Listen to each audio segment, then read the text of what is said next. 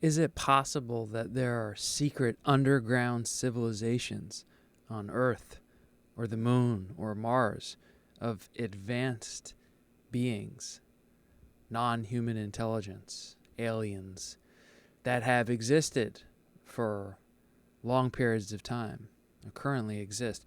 Could they be the explanation or part of the explanation behind the UAP, UFO phenomena being taken and investigated very seriously right now by the U.S. government?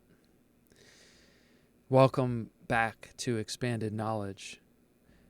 These ideas are being presented by a team of Harvard professors at the Harvard Human Flourishing Program in a recent paper that was published. This is part 2 of an analysis of that paper, which we're going to be looking at the second half of the information and the hypotheses discussed in the paper. I'm Anthony. I am a history teacher and professor of critical thinking. And here at Expanded Knowledge, our goal is to expand our knowledge of the lesser-known historical events, theories, and ideas that challenge our understanding of reality. And so today, we're going to be diving back in part 2 of breaking down the Harvard Alien Hypothesis paper, which has garnered some media attention in the last week and is quite interesting for a number of reasons. So let's dive right into it. All right, last video we kind of left off talking about how there is some speculation, there is some hypothesizing that advanced civilizations could go way back into our history. And so now we move on to a focus here about what might we find out in space. They talk about the James Webb Telescope and NASA's Curiosity rover. And new evidence may emerge that could challenge our assumptions about places like Mars. And here we have a work by Joseph and Child, 2023, published a sample of official NASA Mars photographs of what appears to be the wreckage and debris from extraterrestrial spacecraft. Partially buried bones, the body of a humanoid stretched out on a, quote, cushion, the head of a humanoid still wearing a metal device on the front of its face. Adjacent to a cratered debris field, 2 humanoid skulls, including one that is atop what may be a raised, elongated burial mound. UAPs, UFOs photographed in the skies of Mars, and a silver saucer-shaped structure upon the ground. I have personally am not familiar with these recent alleged NASA Mars photographs from Joseph and Child as recently as 2023. I'm very curious to look into that. I am intimately familiar with the older NASA photographs of Mars from the mid-1970s, which they then mention here. And of course, they mention that this is unconfirmed. We may be just experiencing pareidolia, which is making things appear, human propensity to make things appear, to look like something that they're really not. But they also say that that shouldn't be a reason to rule it out. And what they do mention here is the face on Mars. And of course, I don't know if you've heard of that, but this was a big deal in the 1970s and mid-1970s. And of course, they went in 1975, NASA sent the first rover or orbiting technological device, whatever it's called, I forget the name of it, to photograph Mars. And actually, part of the mission of these photographs was to look for signs of life, extraterrestrial life. And they did find this, and then it was kind of sensational and whatnot. And the book, to really get this whole story, is this one here. All right? Read this whole book. I highly recommend it. Dark Mission, Secret History of NASA. And there is a lengthy section in here that discusses the photographs of Mars, the Mars anomalies by Richard Hoagland, who was a reporter working with / at NASA. And he actually even gave a presentation at the UN about the anomalies on Mars, and it was being taken very seriously. And I have future videos coming out about this because I think it's an area ripe for further exploration and further confirmation. I mean, when you look at the facts of what happened, it seems very likely that they found some definite anomalies that strongly suggest artificial structures on Mars. And it wasn't even about the face. Okay, you see the other structures surrounding the face. And there was scientific measurements done by highly qualified technicians. So you can see here. And the probability of them being natural was just so small compared to the probability, especially specific ones that they could see here. Like you could see this one right here, if you can see that, is even, you can see the sharp edges of like a pyramid-like structure. So now, I'm not sitting here telling you like that this is 100% definitely a thing, but I'm telling you, if you find this interesting, go read this book, do some more research, and I think that there's some pretty strong evidence that they found something here and they covered it up when you look at the details of everything that happened behind the scenes at NASA, and when Richard Hoagland was trying to cover this and bring it to the media and was even presenting it at NASA to packed audiences of NASA scientists, UN. I mean, this isn't just some, cheap conspiracy theory rolling around the internet. This was like a legitimate inquiry that was happening and that was suppressed. So they mention that, and they say, we have to be wary of simply assuming that any apparently anomalous object is just a trick of the eye, as that would be equally a cognitive bias that would prevent us from studying evidence with openness and objectivity, okay? Why is NASA covering it up? Why is it denied? I don't know. Those are deeper inquiries to pursue. And of course, they mention in the green here, like I was just saying, it's what's around the Cydonia face. Cydonia is that region of Mars where they found those anomalous structures. And, like they say, they believe that it tips the balance towards the plausibility of it actually being an artificial construction. So that's one of my favorite actual subjects in this whole UAP field, is like, what have we maybe found on Mars that's been covered up, right? We know the UFO truth has been covered up. That's a fact at this point.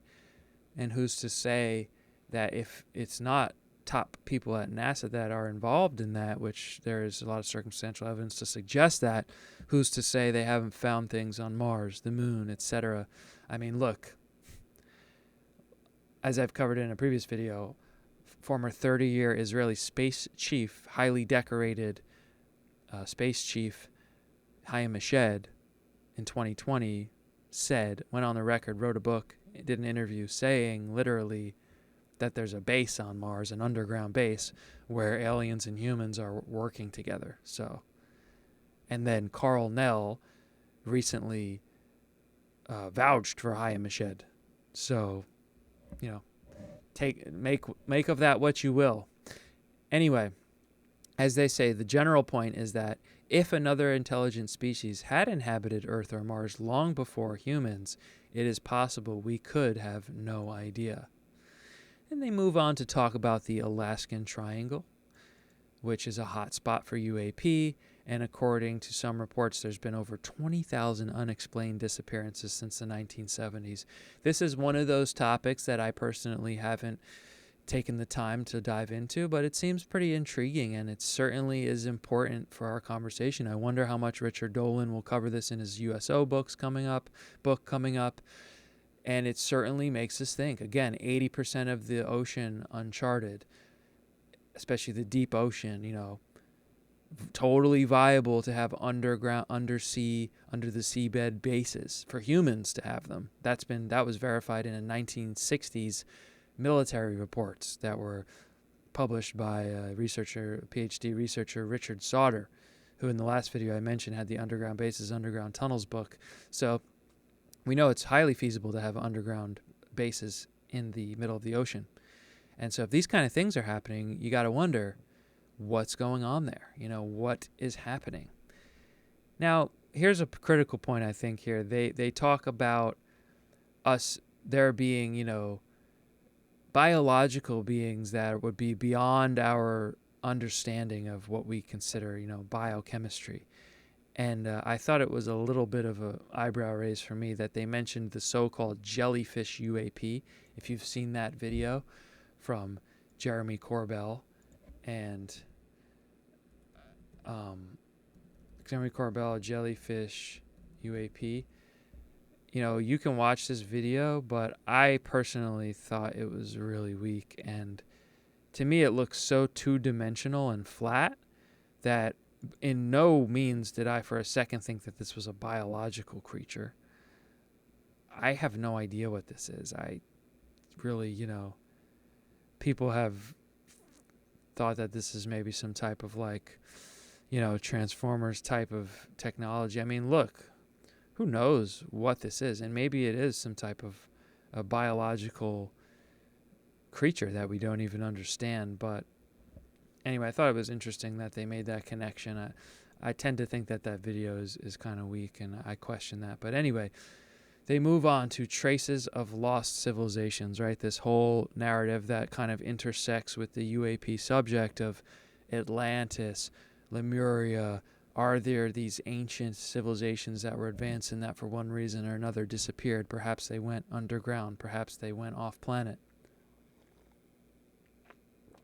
And of course, the logical starting point for a lot of this speculation is we are taught and we're educated as if it's a given conclusive assumption that all mythology that deals with supernatural elements and so forth and things that seem to be far-fetched, right, by modern standards, that it's by default it is either metaphoric or it's just imaginations and fiction of the time, rather than considering that at least some of this mythology is based in things that were happening, and in some cases the ancients were encoding what was happening and what the story was of their people and the earth and so forth. So it's something worth investigating. I mean, there have been things that were thought to be mythological that were literally found multiple places from the Bible, from the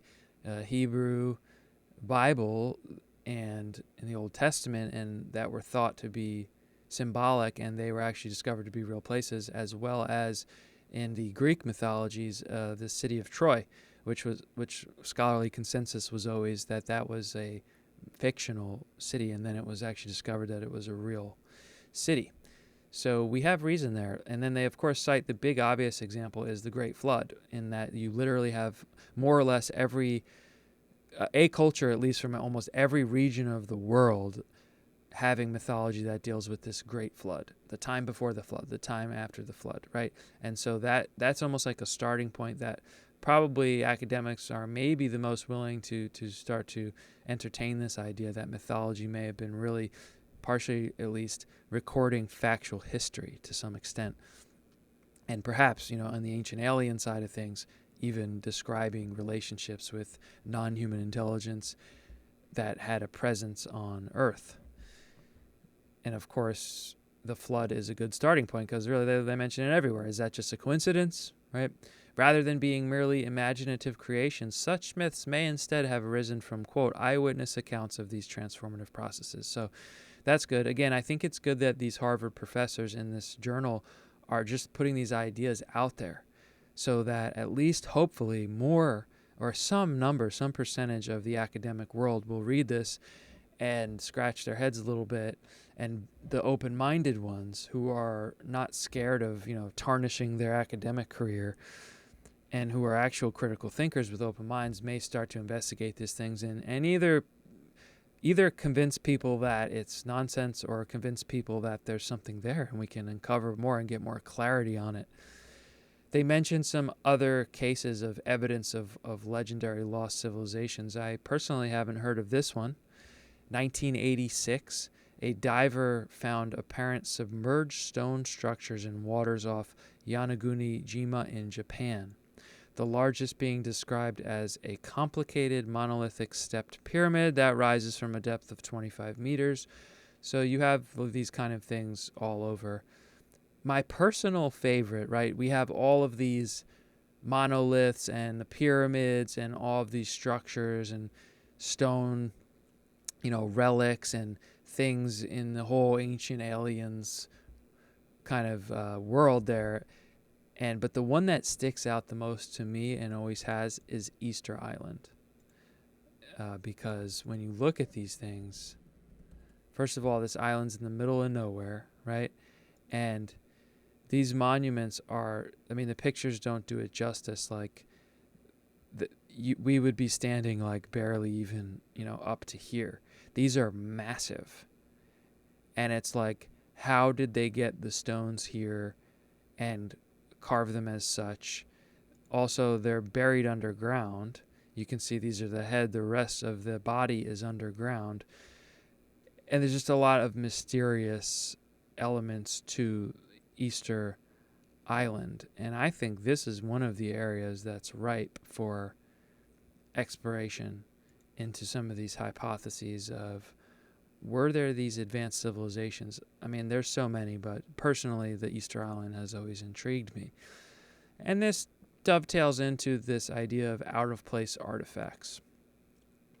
And, objects that seem to be incompatible with our knowledge of the era which they are linked. So, for example, there's been cases of, things found buried in North America from thousands of years ago with Sumerian texts on them, right? That's all the way from Mesopotamia and the Middle East. And a handful of things like that, which are generally just kind of like brushed under the carpet or just like written off as conspiracy theory or whatnot. So they're bringing that up. Now, here's a point I wanted to comment on, right? Because here they mention an aspect, right, in saying that this is tricky grounds because if you have to be cautious because if you interpret an artifact and saying, oh, this was too advanced for the time, like, for example, in Egypt, that's been a bit of an issue, like saying, oh, the Egyptians could have never built this.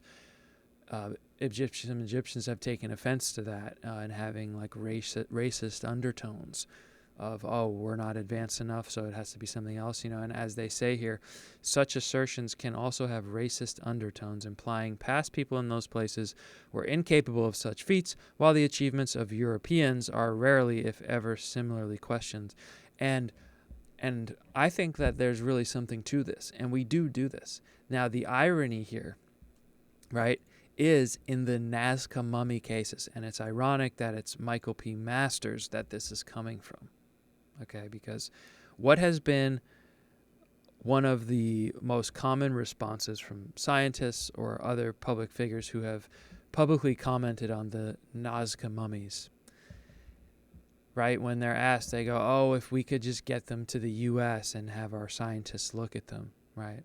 It's like there's this inherent, it's like, oh, Peru's not like a real country that's capable of looking at them and determining if they're cobbled together like bones of animals and children, like taped and glued together, and so I feel like, and I was even seeing a comment of someone recently on YouTube in an interview about this, I believe on that UFO podcast with a Ohio State professor, Stephen Brown, who was commenting on the Nazca mummies, and he's been speaking about that a little bit.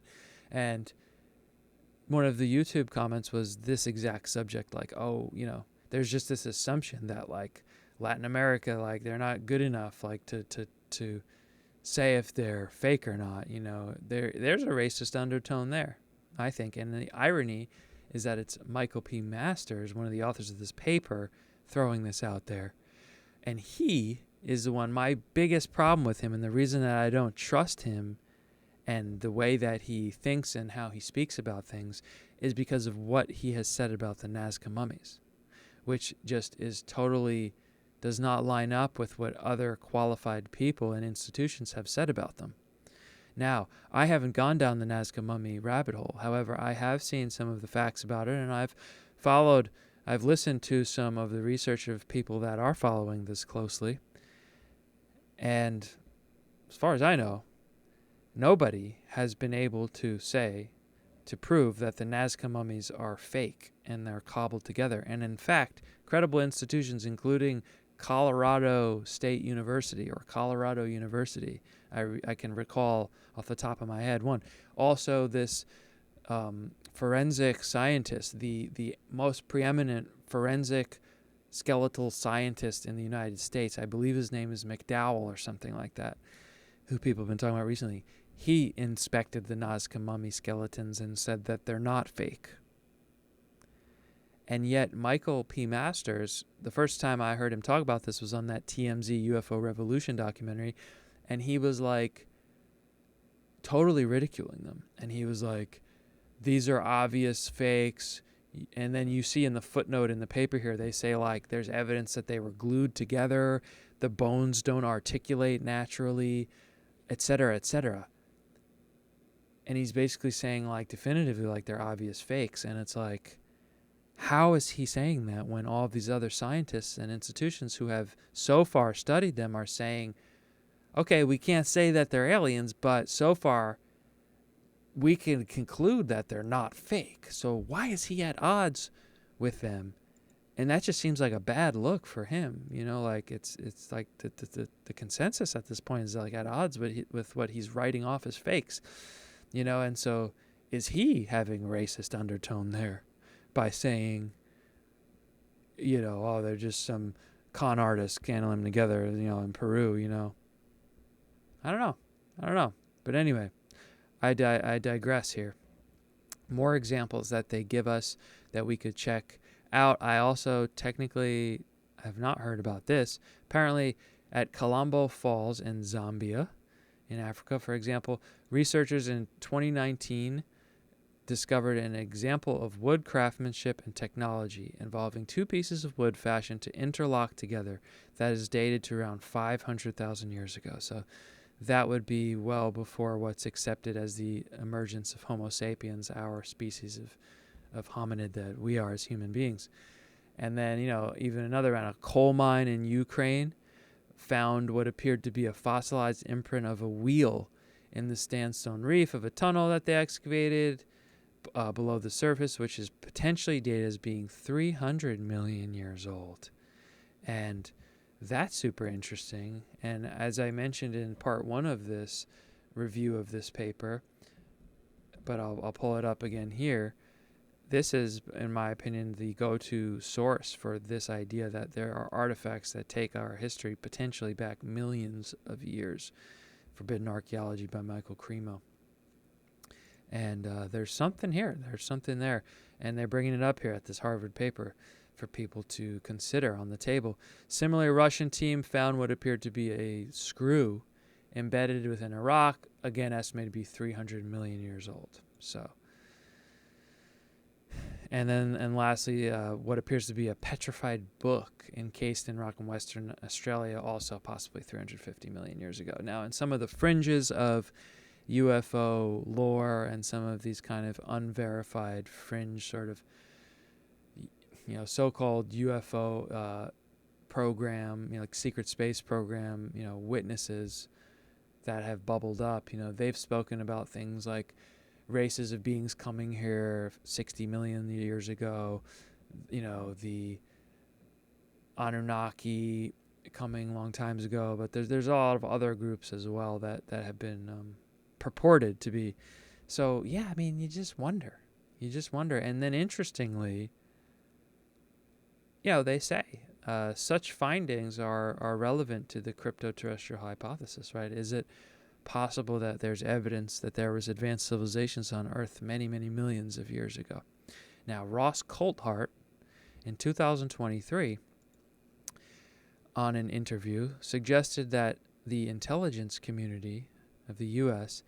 has taken a great interest in such objects, such as Egyptian relics dated to 5,500 years ago that display, quote, mastery of technology involving the shaping of stone that is far beyond the known technology of the era.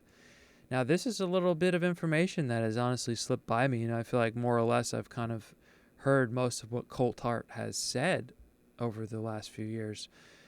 But I didn't catch this one, him saying that people in the intelligence community have told him that they've been actively studying these ancient relics. And that really has to make you wonder if that's true. Why are they telling him this? And if they're really studying it, what are they looking for? What are they looking for? And according to Ross Coulthart, they're seeking answers to, quote, who were the people who crafted these buildings? And, quote, we still don't know. There are fundamental mysteries in human civilization that we haven't answered. And, of course, actually, now that reminds me, I had some notes on this. And if you'll bear with me a second here, I actually want to look at those notes because I think that they got lost in translation here. Are my notes here? Let's see. Sorry, guys, for the... Yeah, they got rid of my notes. Okay, whatever. But what I remember kind of taking a note on here is that Coulthart says, we still don't know, like who made the pyramids or those kind of questions. Fundamental mysteries in human civilization we haven't answered. My note was like, or do we, and what do we mean by we? Are there people that do know? And we're just, as the masses left to wonder, where, who knows? They just drag these stones on, wooden rafts and whatever else the official explanations are for things like the pyramid. And again, things to think about and consider here if they're being taken seriously by the intelligence community. So next, they talk about traces of underground civilizations.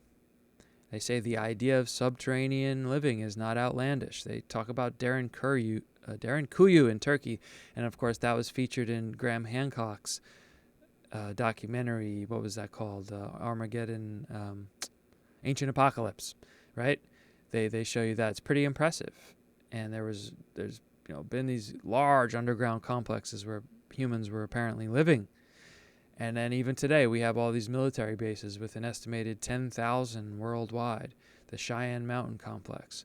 I also mentioned this book in the last video, part 1 of this. But if you're interested in this idea of underground bases, this book is invaluable, by Richard Sauder. It's all based on government documentation, military plans, and it shows you the substantiality to the fact that there are definitely secret, deep underground military bases, and they were being built as early as 1947, at least, and continued on through. And who knows, what it's like today in the modern world. So to think that more advanced civilizations might have, thriving civilizations is very possible. We have them today. I mean, these are cities. Like, people live there full time and work there with their families and stuff. This is like a thing. We don't think about it, but it's happening as we speak right now. Now, the question becomes, right, why would these advanced civilizations, potentially in earlier epochs, chosen to go underground? The underground civilization hypothesis has always intrigued me, and one of the things that I think of the merits that it has is the fact that, imagine for a minute being a highly advanced civilization, and imagine breaking out of our own understanding of what it means to live on a planet, right? What's safer, right? We know that the Earth's surface has been through all these catastrophes, right? With asteroids hitting or one catastrophic event or another, where on the surface, it's just species get totally wiped out, right? And then for millions of years, allegedly, that nothing could even breathe there. So if it was possible to survive that kind of stuff underground, especially if we're talking about beings that are not the same biologically as us, I mean, it becomes highly plausible. Like, if you wanted your civilization to last a long time, you'd be better off establishing yourself underground. yeah, maybe using the surface and exploring the surface, but not permanently settling on the surface, because in any instant, you could just be wiped out. That's just the way that the cosmos and surface of planets works. But if you could burrow yourself deeper into the interior of the planet that's more protected, it just makes so much sense. And so, if these more advanced civilizations are out there, I mean, that would just make sense, right? And the question is, have they been there? If they're there, have they been there on Earth for many, many, many years? Or is it a more recent thing that's been established? Or is it both,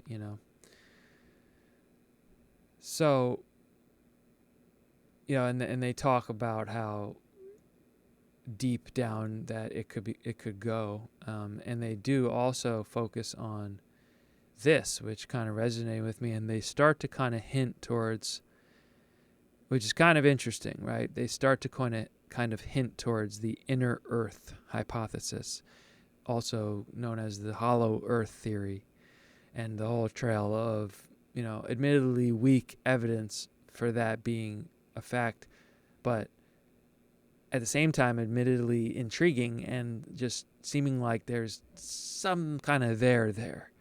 And that's a subject I've personally gone down a rabbit hole with and collected a lot of research, and I'm working on a book actually about topics related to those hypotheses about, could there be these advanced civilizations on the interior portions of the planet? And as they mentioned here, it should be emphasized that the internal structure of Earth is still mostly a mystery, with discoveries constantly prompting reappraisals. Right, for example, and they cite the example of recently they found these huge reservoirs of water underground, deep underground, where they never knew there was. And, they also say we should note that the constraints of living deep in the interior of the planet, right, like for us would be the heat, allegedly getting hotter and hotter as you get to the core, and, not being able to get sunlight and diet and so forth. But this, as they say here, only applies to Homo sapiens, right, as we are today. Who's to say there aren't other types of biological beings who could exist there? Who's to say there aren't technologically altered beings thousands or millions of years ahead of us who live deep on the interior of the planet? And I mean, you hear something again and again enough in all these inner Earth, hollow Earth stories. Yeah, right. It's either one of two things. It's either just like repeated mythology, repeated lore that's just based on fantasy, which is fine. It's healthy to fantasize and make up stories, or like there's maybe something to it. And there's enough there to think about it. And that's kind of what they're saying. And we'll return to that in a moment. But before we move on from there, I do want to stress, and I have an image of this. Let's see if I can pull it up in like 5 seconds here. Ooh, I might.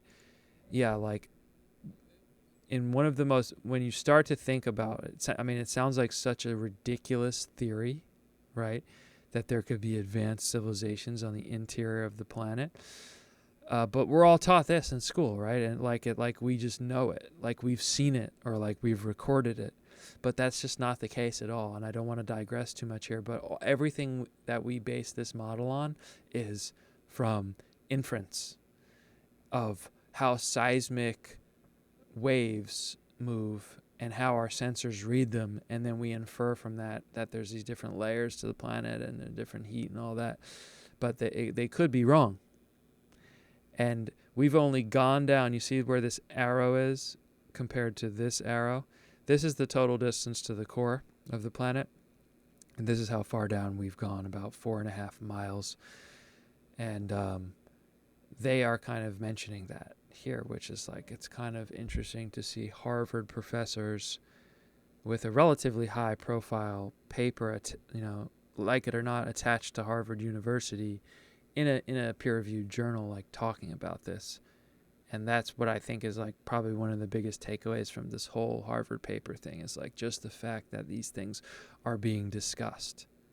And I got to give them credit for this. This is important, because we should take these things seriously. There's enough evidence to go pursue them as an academic / scientific community, to either disconfirm them or to shed more light on them. And they waste no time moving into the Sasquatch or Bigfoot phenomenon. And this is like, I think the Bigfoot phenomenon is one of those good examples, right? Like, you talk about Bigfoot, like, you laugh about it and it's just accepted, like, yeah, it's one of those just legends, and like, who cares, like, Bigfoot, like, but it's like, the fact is there's this whole body of evidence of people encountering these things. And, I'm just like probably the average next person, where I don't want to waste my time on things that are just made up fake fantasies and hoaxes. Like, it's a waste of my time. I want to see what might actually be an expanded understanding of our reality, right, and our planet and so forth. And I haven't done a ton of research into Sasquatch, Bigfoot, but I do remember when I had a little session once where I sort of bookmarked it was this one case, and there's dozens of these cases, but there's this one case. It was a long time ago, somewhere between like the 1950s to the 1970s. And there was U.S. Department of Forestry, forest rangers out deep in the Pacific Northwest somewhere where, it's sort of a hot spot of these alleged Bigfoot sightings. And these two rangers were out in their post, super remote, whatever they were doing, their work out there. And they're in the cabin at night, and something just keeps throwing rocks at their building. And they go out and they both, have eyewitness sighting of the creature, the bipedal, ape in the middle of Washington, right? Which is, there's no primates there. And in this particular case, they actually got hair from one of the trees. They collected a specimen of hair, and it was analyzed at a lab, an official lab in the U.S., official institution, scientific institution, and the lab determined that they were the DNA or whatever it was that they extracted from the hair sample was of no known creature. So it's like, but we disregard it, and then, to their credit, they cite Jane Goodall here, like the world's most foremost primatologist. Like, she believed in Bigfoot. She said, like, there's enough evidence that there's something there and it should be seriously pursued, right? But we just have this reflex, whether it's the public masses or if it's something that's like a mind control mechanism, that we just don't take these things seriously or of any importance. And then here's another quote about Bigfoot before we move on from that.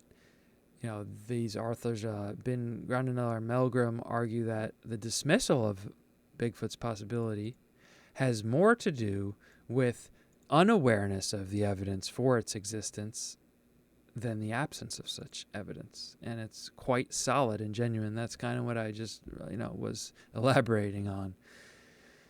And they mention in Brazil, and I'm not familiar if this is part of the James Fox story about what the encounter in Brazil and Virginia. I don't know, but in Brazil, a farmer reported encountering a craft that had crashed on his property, out of which two animals appear. One which was like a gray alien humanoid, but the other was like hairy like a sloth. All right, and if that's real and if there's some veracity to that, that's thought real serious consideration. There's another book I read that talked about early sightings as early as 1938 that allegedly President Franklin D. Roosevelt was aware of, where there was seen a Sasquatch coming from a UFO. And there's been a decent amount of this in the UFO lore and literature. So the fact that these Sasquatch are actually highly advanced and have some type of involvement with extraterrestrial, crypto terrestrial, whatever it is, but advanced technology nonetheless, or advanced means of consciousness. You start to dabble into that Sasquatch literature, and people purport that they have extraordinary psychic abilities and mental powers, but who knows? I mean, look.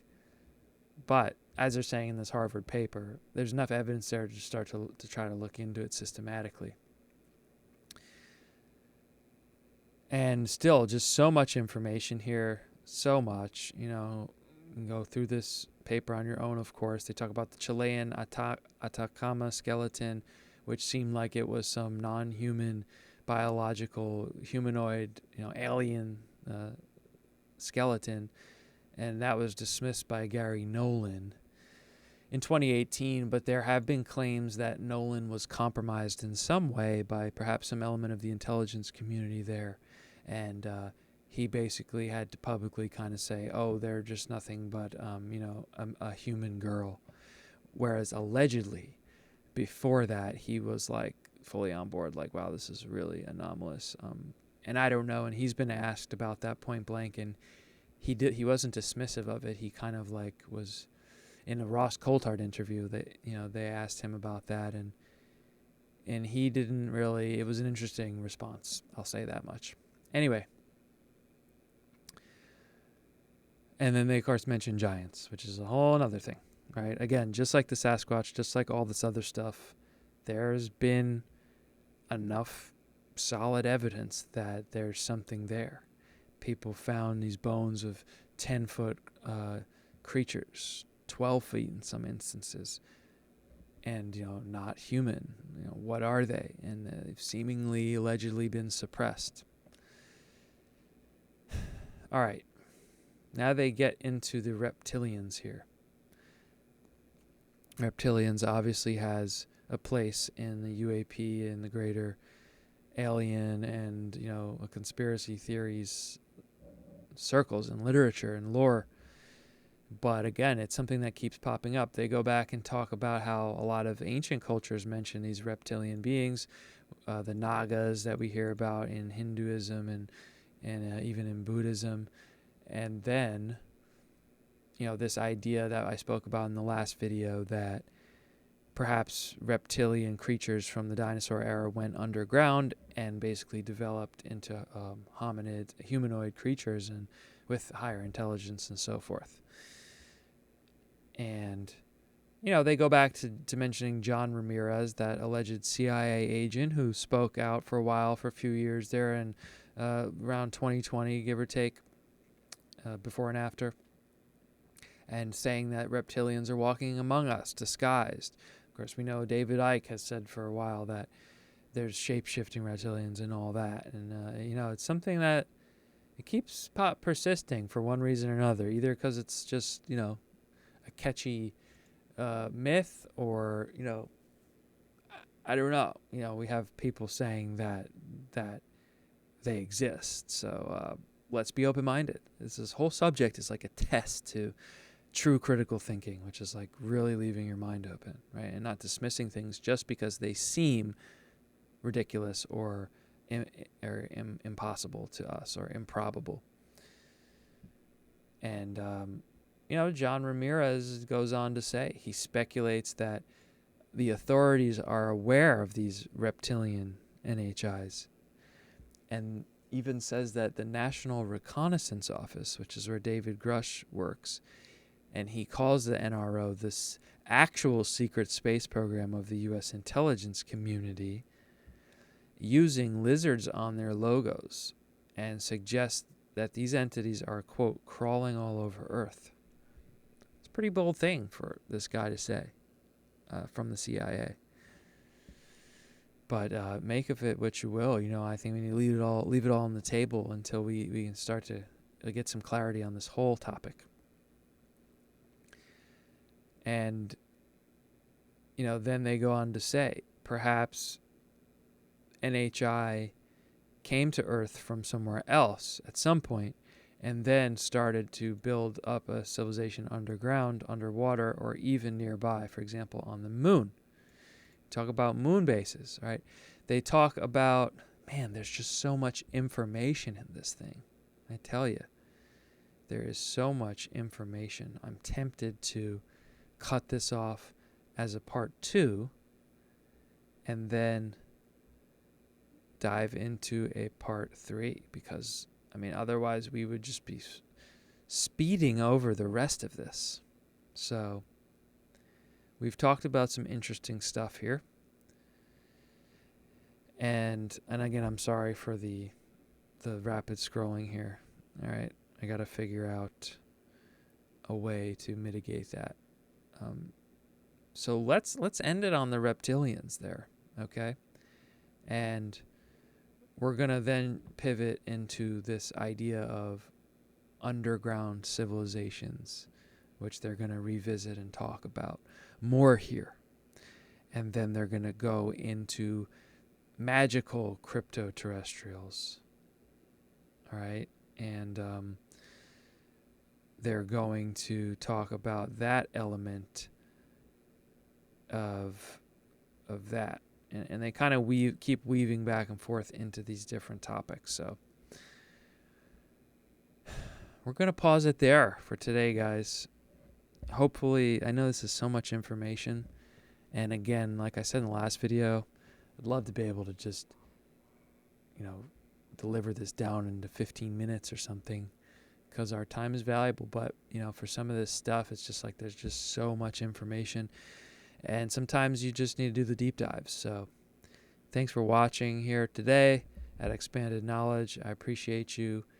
If you found any of the information interesting, please hit the thumbs up button, subscribe if you haven't already, and share your comments on anything from any of these subjects. I'm definitely curious to hear what you think and what kind of information that you have. So thank you for watching, and I will see you in the next one.